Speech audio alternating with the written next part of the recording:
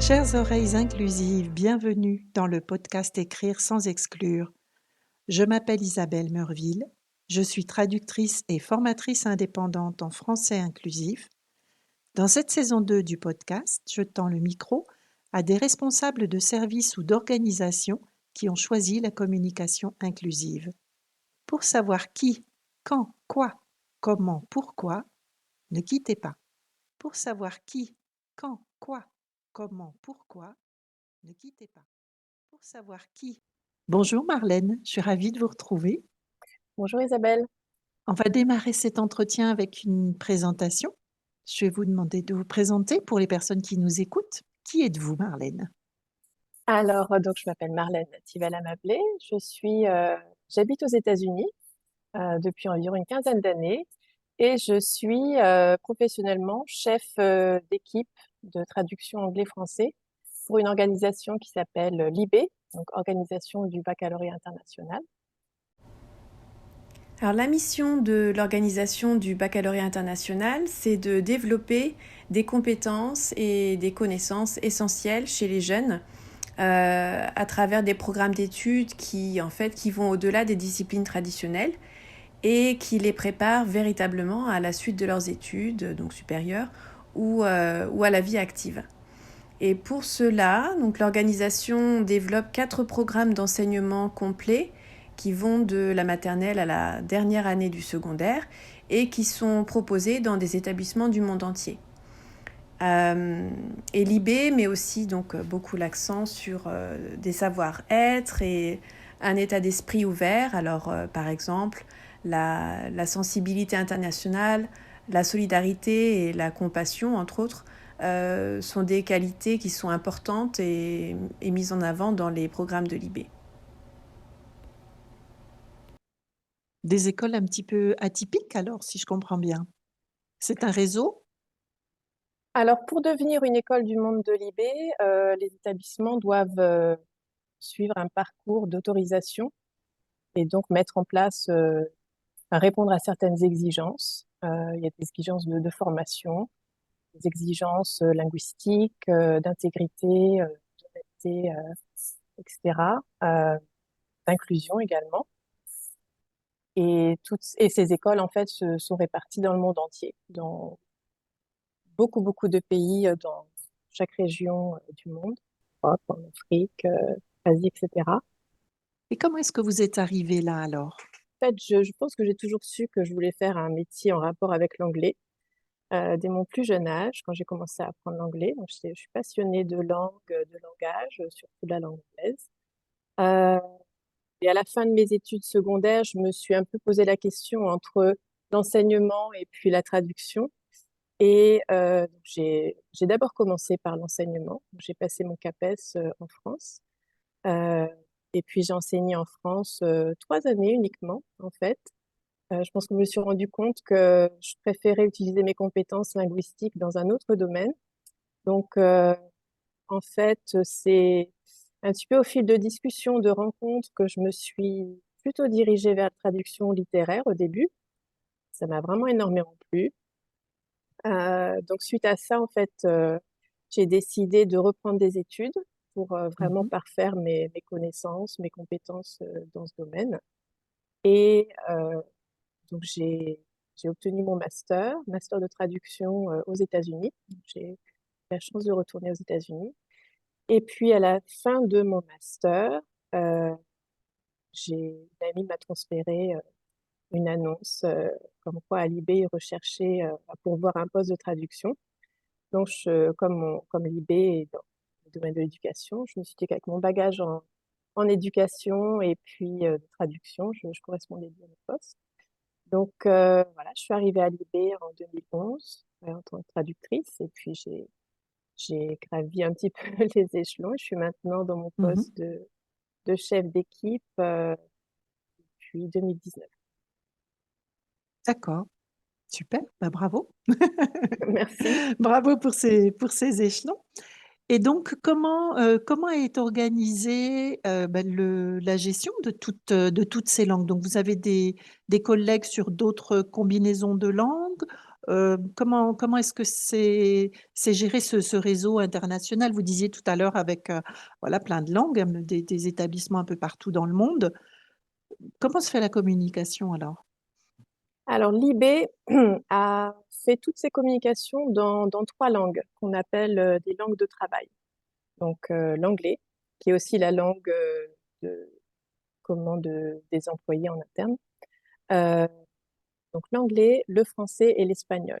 Donc, chaque établissement, en fait, euh, euh, établit une langue parmi ces trois-là comme la langue dans laquelle ils veulent recevoir toute leur communication. Donc, ce qui veut dire que tous nos contenus doivent être traduits obligatoirement dans ces trois langues, que ce soit notre site web, euh, nos guides, nos guides pédagogiques, tous nos soutiens pédagogiques, etc.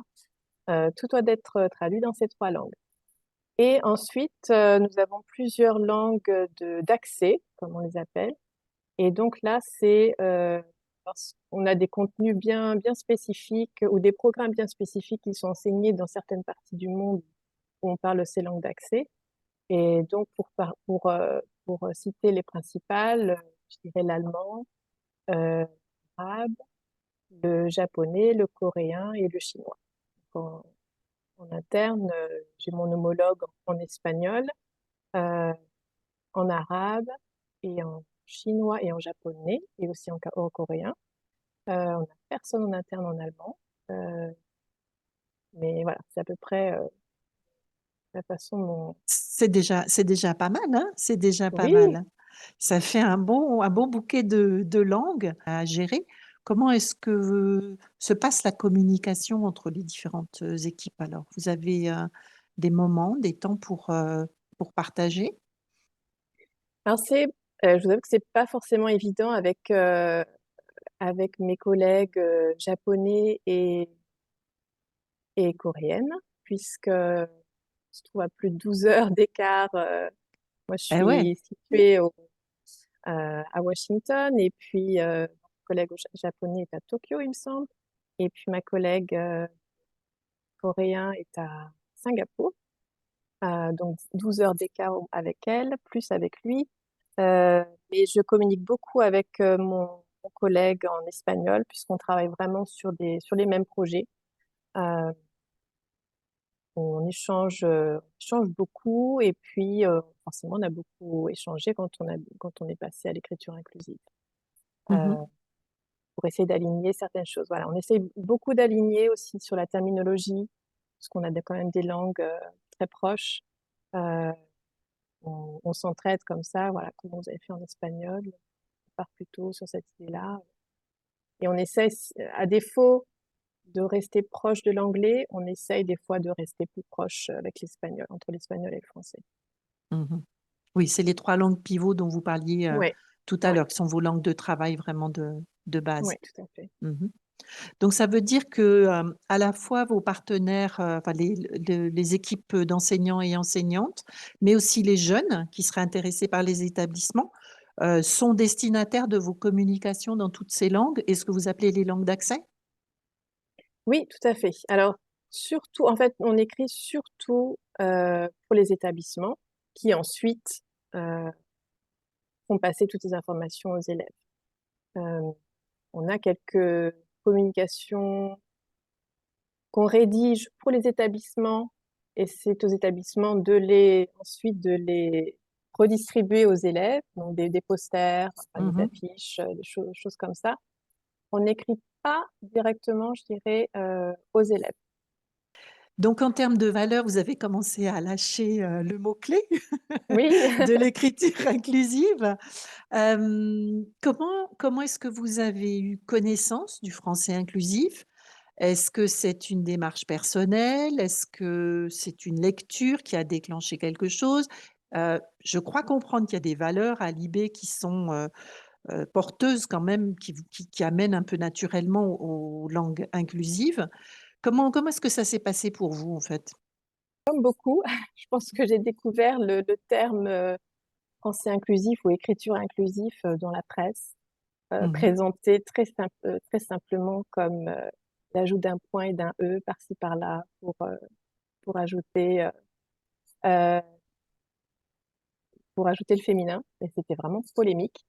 Mais j'ai vraiment surtout découvert de quoi il s'agissait vraiment à travers des lectures qui m'ont été envoyées par une collègue. Donc, je me suis bien renseignée et là, du coup, j'ai bien compris que non, il s'agissait pas simplement de rajouter un E par-ci par-là pour faire plaisir. J'ai entendu ça dans Comme un, argument pour faire plaisir. dans un entretien. Oui, oui, oui, pour faire plaisir. Enfin, oui, voilà. Donc, c'était forcément, je pense que j'ai un côté féministe aussi, donc ça m'a beaucoup intéressée. Et puis, on en a un petit peu parlé dans l'équipe comme ça. Pour tâter le terrain, pour voir. Et je pense que ça s'est un petit peu précipité quand on a eu un nouveau directeur général qui est Mhm. arrivé à l'IB en 2021 et qui pratiquement dès le début a beaucoup mis l'accent sur la diversité, l'équité et l'inclusion, comme on entend beaucoup parler en ce moment. Mhm. En fait, pour notre service, ça a beaucoup résonné. Ça s'est traduit par la volonté de mettre en place l'écriture inclusive dans, dans, dans nos traductions, dans notre façon de travailler. Alors j'imagine que ça a été plus simple en anglais, qui est quand même une langue Oui, moins genrée, oui. et où la notion de langage inclusif est quand même à la fois plus diverse, ou d'inclusion en général dans l'entreprise, elle est à la fois plus diverse, elle porte moins sur la langue et moins sur le sexisme, et peut-être davantage sur les notions de handicap, etc. Mhm. Comment, quels arguments ont été avancés à l'IB pour montrer que dans les langues genrées, ça se passe autrement? Alors, c'est intéressant que vous parliez de l'anglais, puisqu'en fait, nous, on avait reçu des retours d'établissements et puis d'élèves euh, qui, qui nous ont fait savoir que certains de leurs élèves, en fait, ne se reconnaissaient pas dans nos contenus, parce qu'en anglais, à une certaine époque, on utilisait encore le he, slash she, his, her. Et donc, dans ces anciens contenus, on n'avait pas encore mis en place l'écriture inclusive. Donc, c'est vrai que il y a eu un gros effort, en tout cas en anglais, pour voilà, faire bien attention au vocabulaire utilisé, aux tournures utilisées. Ça n'a pas forcément été facile en effet, d'expliquer aux collègues ce que ça engendre Mhm. pour le français, pour l'espagnol.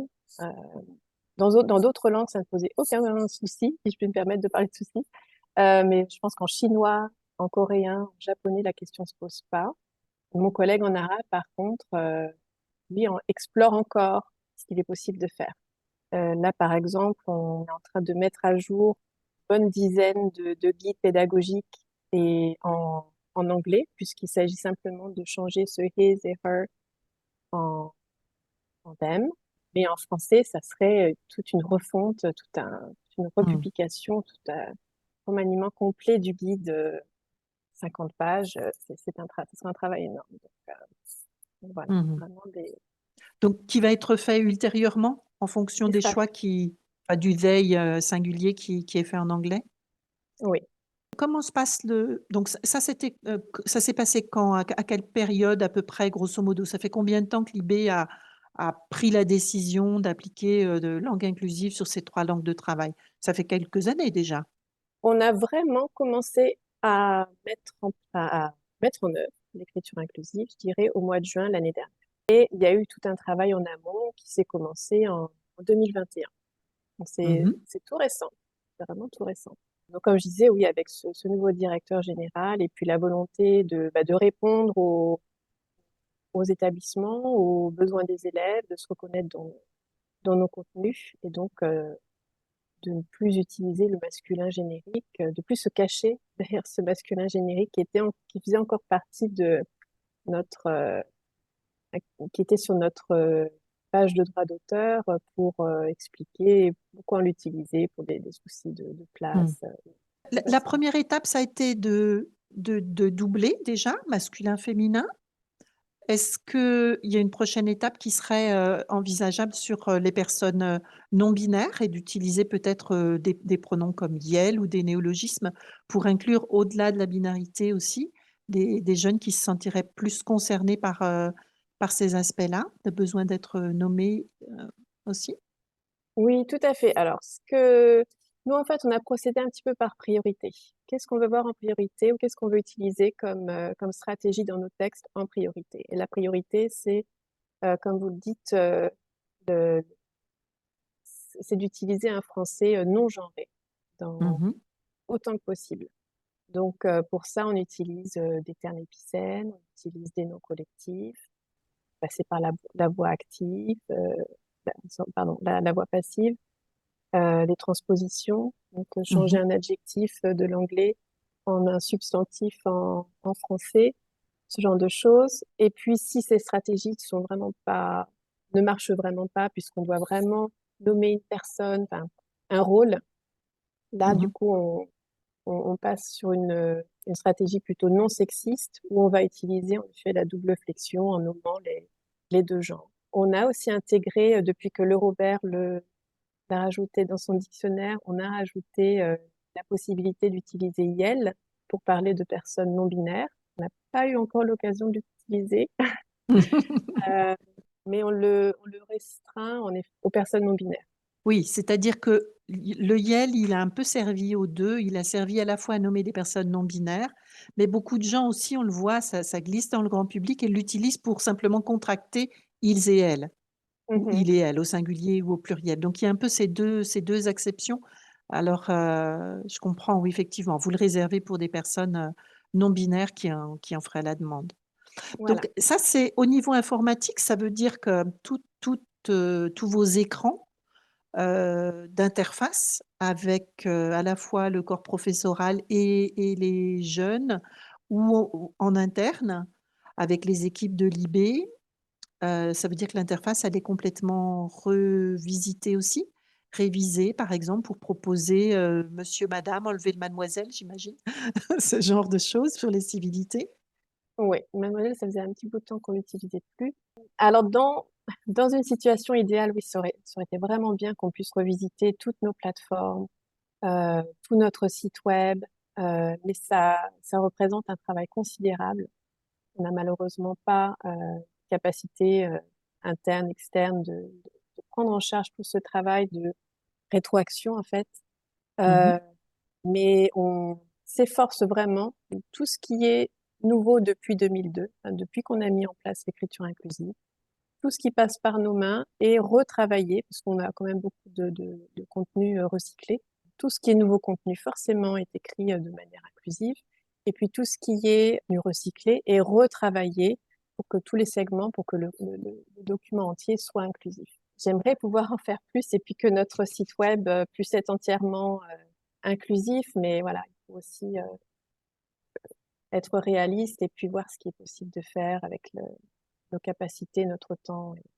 bien sûr, mais ça, c'est le cas de toute façon pour toutes les entreprises et organisations qui ont un Mhm. existant vraiment considérable, avec un corpus vraiment Oui, considérable. Ce qui est intéressant, bah, c'est de jouer sur la marge et puis petit à petit d'accumuler des nouvelles versions qui vont être rédigées de manière voilà, plus inclusive. Donc, le chantier, il est un petit peu roulant, on va dire, par petites portions en fonction des ajouts qui sont faits. Voilà, par les nouvelles équipes. Donc, ça veut dire que de toute façon, à terme, l'ensemble va être révisé oui, selon vos valeurs. Voilà, mais ça, c'est tout à important. fait. Comment est-ce que vous avez défini les priorités? Est-ce que c'est uniquement basé sur les nouveaux documents ou les nouvelles pages web? Ou est-ce que vous avez donné une priorité à certains services ou peut-être plus web ou plus au papier, ou je ne sais pas si vous avez encore du papier d'ailleurs, mais euh, quelles sont les priorités que vous vous êtes données par rapport à cette révision inclusive?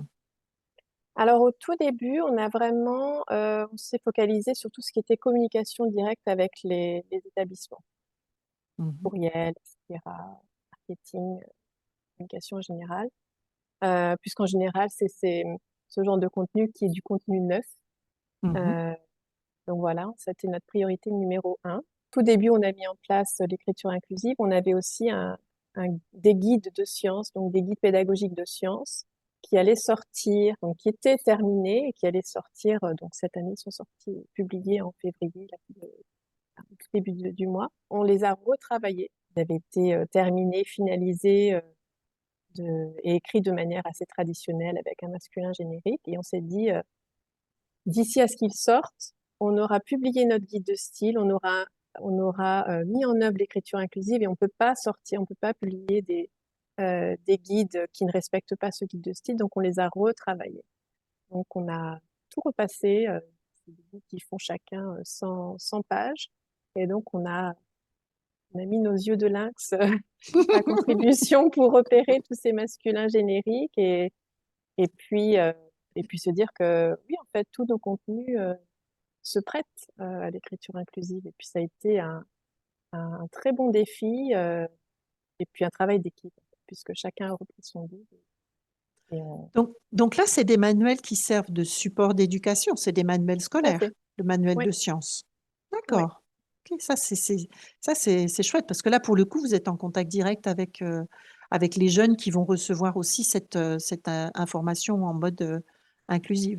Ils Mhm. sont surtout là, oui, la majorité du contenu est vraiment pour soutenir les enseignants et leur faire voir quel programme est à enseigner. Et puis il y a une partie des critères d'évaluation, donc là qui sont partagés vraiment avec les élèves pour montrer aux élèves comment ils sont évalués sur les différentes épreuves qu'ils devront passer pour chaque matière. D'accord. Donc, au niveau de la révision, donc c'était pas de la traduction, vous les avez, votre équipe Oui, les a gérés, ils étaient déjà en français et vous avez fait voilà, une ça a été de traduction l'édition. intralinguale. Voilà, c'était de Ça a été de la l'édition en mode dédition. Oui. inclusif. D'accord. Avec deux paires d'yeux, une paire d'yeux et un guide de style commun, comment est-ce que vous avez structuré le processus? Alors, comme c'était les trois guides de sciences, donc biologie, chimie et physique, beaucoup de contenu en fait se répétait il y avait toute une partie assez générique qui explique comment l'idée fait l'évaluation, etc. Donc, une bonne moitié déjà a été revue par deux personnes, deux Mhm. paires d'yeux, et puis les parties qui étaient vraiment spécifiques à la matière, où là, en fait, il y avait très peu d'occurrences de masculin générique, puisque c'est vraiment spécifique, avec une terminologie bien spécifique à la physique, à la chimie, etc. Là, une seule personne est repassée pour vérifier, rechercher des students, rechercher des teachers, il y en avait très peu. Mhm. Donc, oui, dans la partie vraiment commune, beaucoup de travail. Et là, ça a nécessité deux personnes, mais dans les parties vraiment spécifiques à la matière, une personne a suffi. Mhm. Ça, c'est quelque chose aussi dont on prend conscience quand on travaille sur la langue inclusive, c'est qu'il y a des types de documents, des catégories de textes qui sont pas du tout concernés parce qu'on ne nomme pas les humains qui sont Voilà. Mhm. voilà, partie prenante dans cette partie-là. Oui, c'est intéressant effectivement de distinguer la présentation des sciences et puis le corpus vraiment éducatif qui ne se prête pas à cette mise en inclusif. Mhm. Alors, est-ce qu'on peut parler de déploiements à venir? Quels sont, ou de quoi est-ce que vous avez peut-être pris conscience pendant ce déploiement qui vous a peut-être amené à réorienter les choses un peu différemment? Alors, je pense que vous avez freiné vos envies déjà devant le volume. Vous aviez certainement envie d'aller effectivement un peu plus vite. Et puis, ben voilà, c'est un travail qui demande du temps et de la réflexion. Donc, quelles seraient les prochaines étapes ou les réorientations dont vous auriez envie de nous parler? Pour l'instant, honnêtement, je pense qu'on est assez content de notre guide de style. Bon, ça, c'est On a déjà été, bien. oui, il était un petit peu révolutionnaire l'année dernière quand même. On a fait en sorte, parce qu'on a quand même expérimenté sur plusieurs mois pour voir ce qui marchait pas, jusqu'où on voulait aller. Et donc sur cette base-là, sur cette expérience-là, on a vraiment répertorié les stratégies qu'on voulait utiliser et puis qui répondaient presque toutes les situations qu'on pouvait rencontrer dans nos textes. Donc là, en fait, on va sortir la mise à jour de notre guide de style. On essaie de le mettre à jour tous les ans avec des petites nouveautés. L'année dernière, il est, comme je disais, un peu révolutionnaire. Cette année, il est beaucoup plus, enfin, les changements sont assez minimes. On a ajouté C'est intéressant, on a ajouté, puisqu'on parle d'inclusion, une section sur la terminologie par rapport au handicap. Mhm. Donc les mots à éviter et puis quelles expressions préférées. Mais par rapport à l'écriture inclusive elle-même, je pense qu'on est assez satisfait de ce qu'on propose dans notre guide de style. Donc, ce guide de style, vous le partagez bien sûr en interne. Est-ce que c'est pour toutes les langues? Vous avez une partie commune à toutes les langues? Ou est-ce que c'est vraiment dans chaque combinaison de langues? Et est-ce que vous le partagez avec des traducteurs externes éventuellement si vous travaillez avec des freelances? Oui, oui, oui. Alors, en fait, on a un guide de style pour chaque langue. Chaque chef d'équipe est responsable de mettre à jour le guide de style selon les retours externes ou internes, selon les besoins. Et on le partage, donc forcément, avec l'équipe interne. De toute façon, on est tous et toutes impliqués dans sa rédaction, dans sa mise à jour. On le partage avec tout l'ensemble de nos collègues de l'IB, puisque aussi pas mal de collègues qui communiquent directement avec les établissements en français, des Mhm. établissements qui ont choisi le français comme langue de communication. Donc même si voilà, ils ne traduisent pas, mais ils s'expriment directement, ça leur donne pas mal d'idées de comment formuler leurs phrases pour utiliser un français inclusif. Et on le partage bien évidemment avec nos pigistes compte une vingtaine de pigistes avec qui on vraiment on travaille quotidiennement. C'est un outil incontournable pour ces personnes-là, c'est sûr. Mhm. Et donc réviser régulièrement. Oui, je dirais tous les ans, avec des ajouts, des changements, des précisions. Alors, est-ce que pour vous, donc, la maîtrise de la langue inclusive, on va dire du français, mais donc aussi de l'espagnol et des autres langues genrées qui sont soit des langues de travail, des langues pivots, on va dire, pour l'IB, soit des langues d'accès, ça veut dire que maintenant c'est forcément inclusif et que ça fait partie des critères, je veux dire, de recrutement, par exemple? Oui, oui. Alors nous avons recruté une nouvelle personne l'année dernière en août et en effet, ça a fait partie des questions que j'ai posées pour savoir qu'est-ce que cette personne pensait de l'écriture inclusive et puis comment elle s'y prendrait pour faire en sorte que le français utilisé soit le plus inclusif possible. Donc pour moi, ça montrait que déjà la personne y avait réfléchi. Je m'attendais pas forcément à ce qu'elle ait toutes les réponses, mais à ce qu'elle y réfléchit et puis surtout qu'elle y soit ouverte. Parce que si c'est pour embaucher quelqu'un qui n'est pas ouvert et réticent, et du coup, je pense qu'on aurait du mal à travailler ensemble. Ça a aussi été un critère de recherche pour moi quand je recherche de nouveaux, de nouvelles pigistes. D'ailleurs, j'ai recruté une nouvelle personne qui avait suivi aussi votre grand atelier l'année dernière. Et voilà, c'est beaucoup plus simple du coup de former ces personnes par rapport à notre guide de style et puis qu'elles l'appliquent sans souci. Vous n'imaginez pas un retour en arrière par rapport à cette décision que vous avez prise? Ah Parce que non, je pas pense du que tout. voilà, les personnes qui nous écoutent peuvent se poser la question et être un petit peu dans l'ambiguïté, un petit peu dans le doute. Est-ce qu'on essaye? Est-ce qu'on tente? Est-ce qu'on fait un saupoudrage? Vous, vous êtes plongé, vous avez plongé directement et c'est un mécanisme qui est en route et c'est du coup vraiment un critère pour travailler avec vous et pour travailler sur votre communication. Ah oui, tout à fait. Non, je pense que là où on est arrivé, ce serait pas possible de revenir en arrière.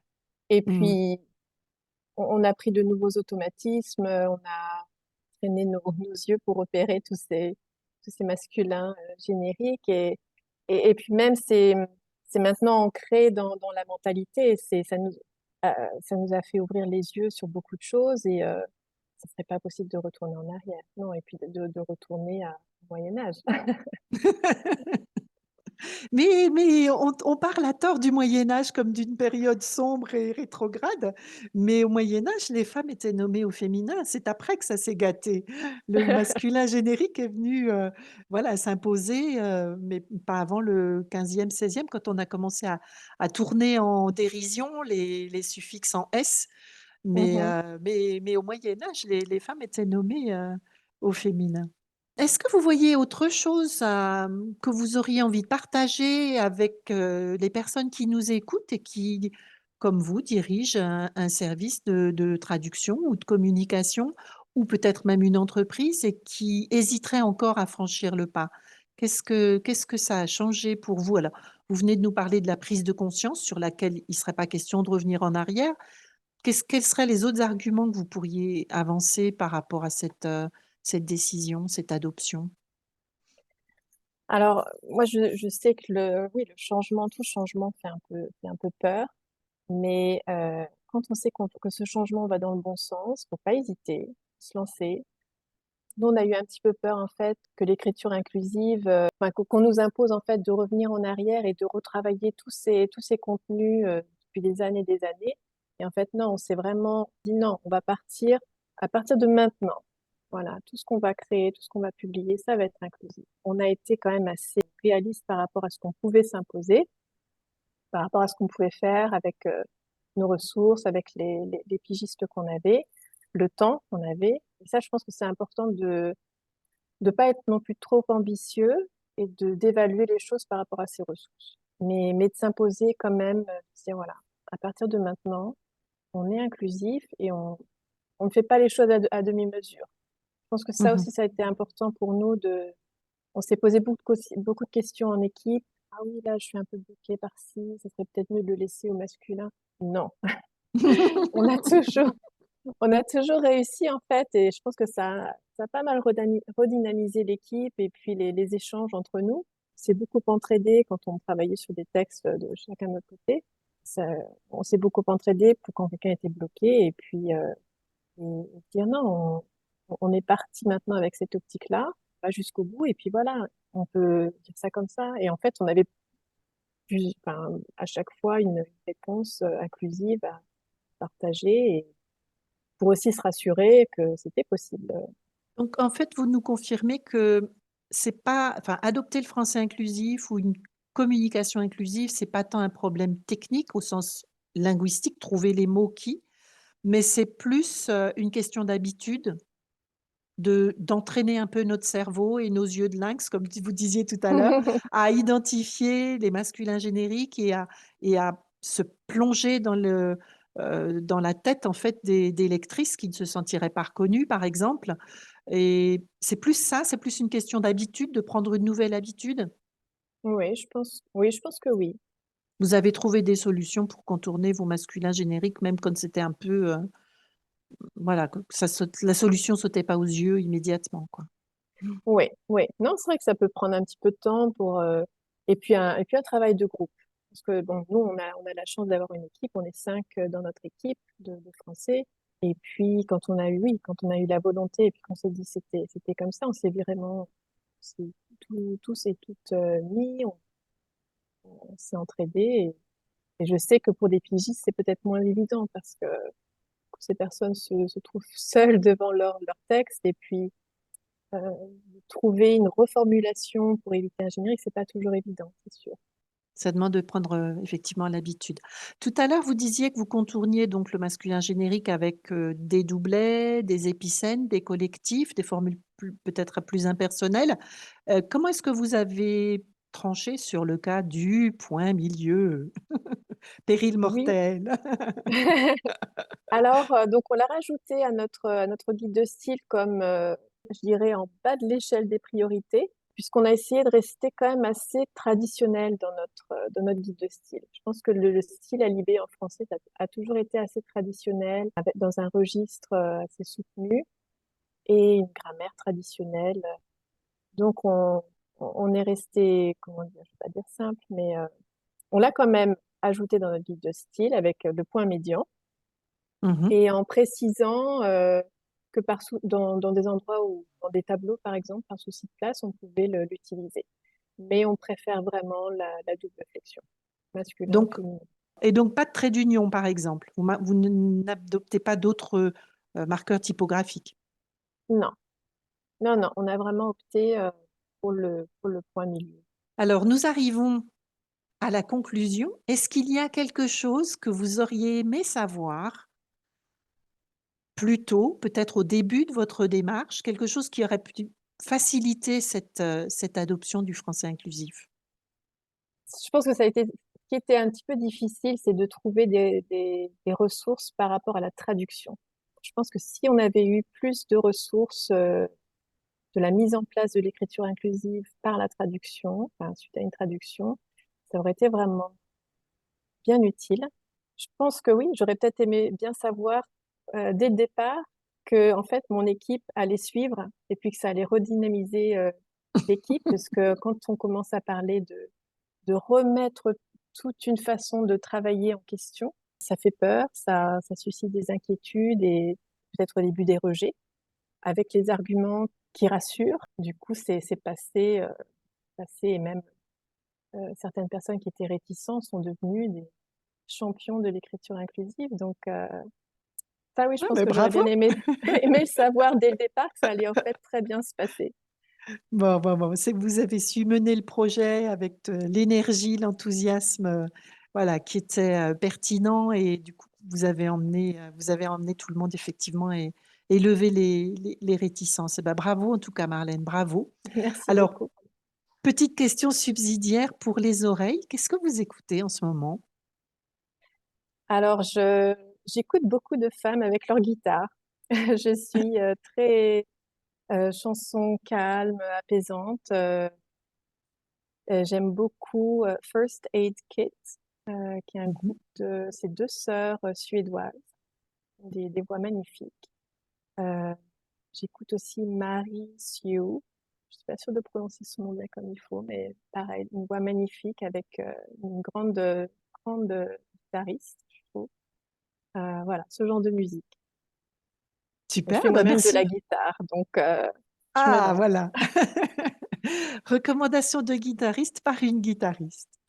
Eh ben merci beaucoup pour cet échange, pour ce temps partagé avec vous et pour ce chouette témoignage. Merci infiniment, Marlène, pour votre temps. Merci beaucoup Isabelle pour l'invitation. Au revoir et à bientôt. Au revoir. Si vous avez aimé cet épisode, merci de le faire savoir en le partageant et en cliquant sur les 5 étoiles. À bientôt.